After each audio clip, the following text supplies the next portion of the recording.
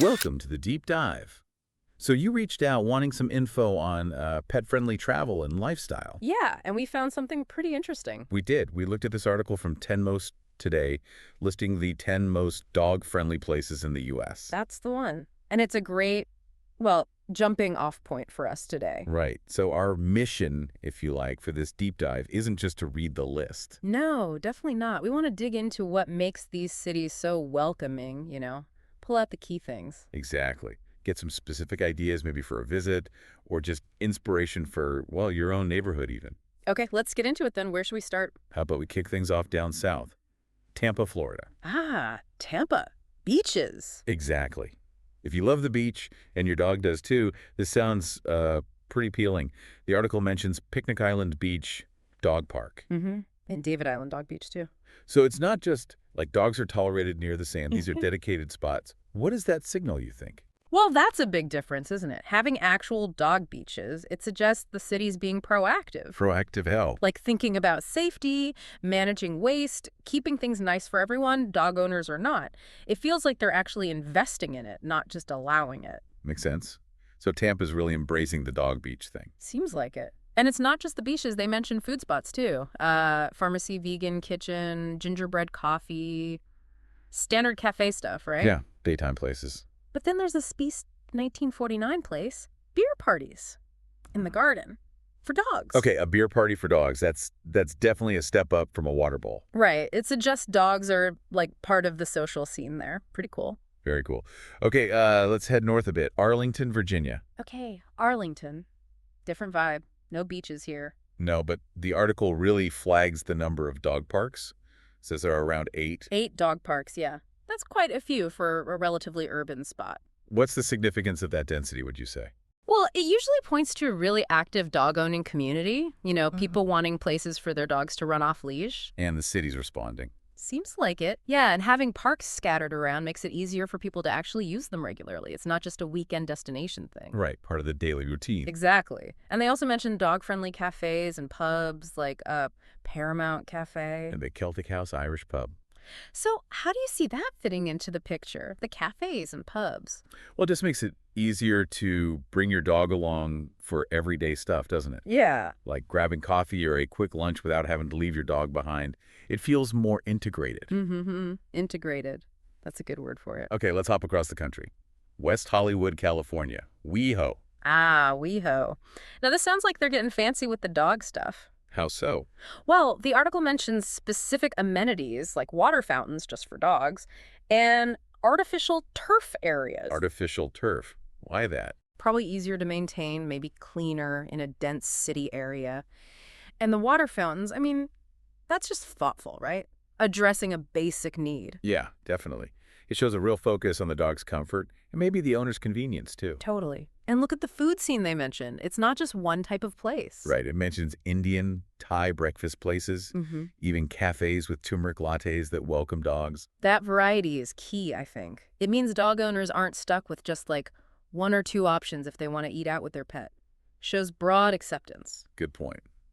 Okay, from urban WeHo, let's shift gears. Colorado Springs, Colorado. Much more space. Yeah, Colorado. Big skies, mountains.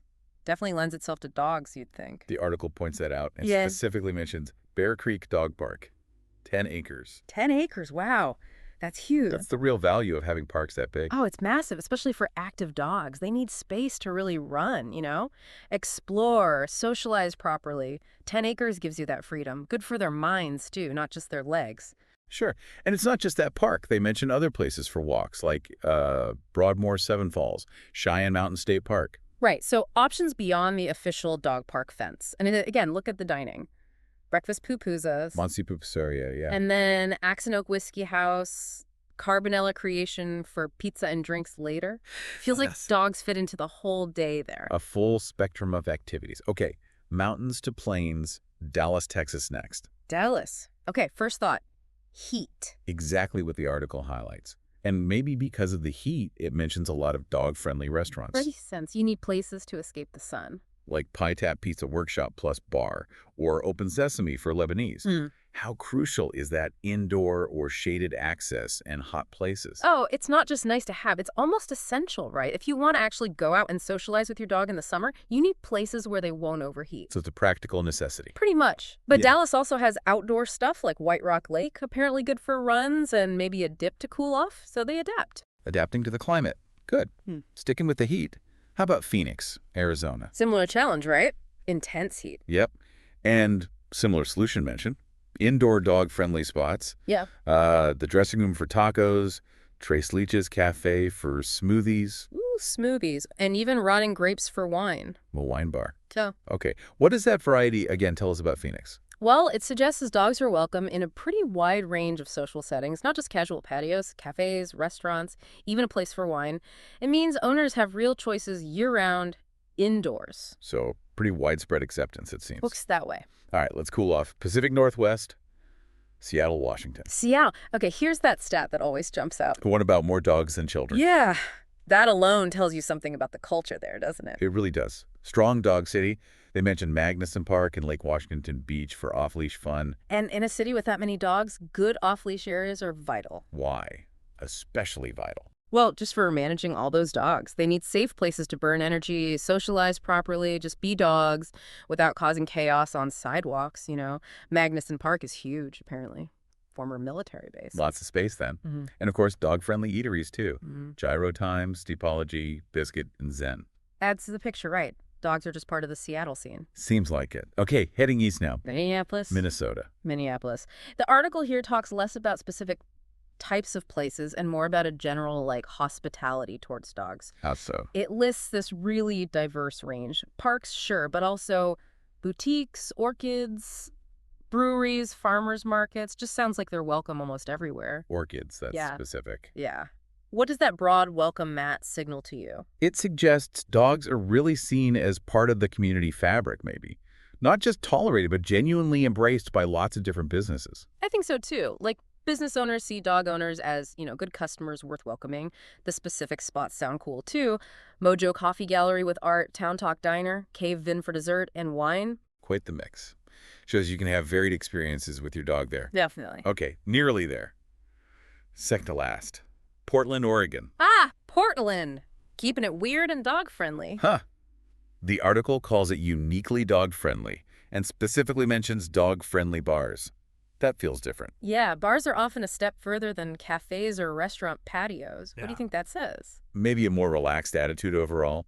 Like dogs are just companions, welcome in more adult-focused spaces too. That fits Portland's vibe, doesn't it? Laid back, individualistic. Maybe that extends to pets. And the food examples are great too. PDX sliders, Goomba for pasta, MF tasty for tacos. Again, variety. Owners aren't limited. Exactly. Seems like a theme. Okay, our final stop. East Coast again. Jersey City, New Jersey. Jersey City, right across the river from, well, you know where. From NYC, yeah. The article highlights its spot in the Hudson River, with dog-friendly areas along it. That seems key. Definitely. Access to green space, waterfront space, especially that close to a huge metropolis, is a big draw for dog owners. A balance, maybe? Yeah. City access, but also room for the dog to run. Exactly that balance. And they mentioned welcoming spots like Latham House, Hidden Grounds Coffee, The Cliff. So even in a dense area, there's that recognition of dog owners. Right. Okay, Yeah. wow. We've covered a lot of ground. Yeah. From Florida beaches to PNW parks, desert cities, Midwestern towns. It's quite a spectrum, isn't it? Totally.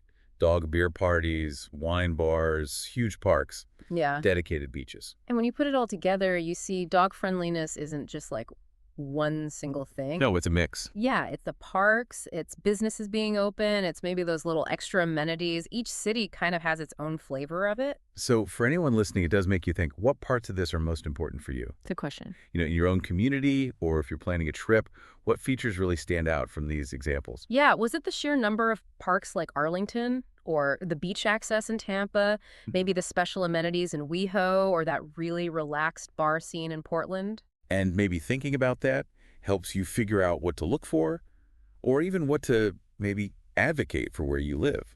That's a great takeaway.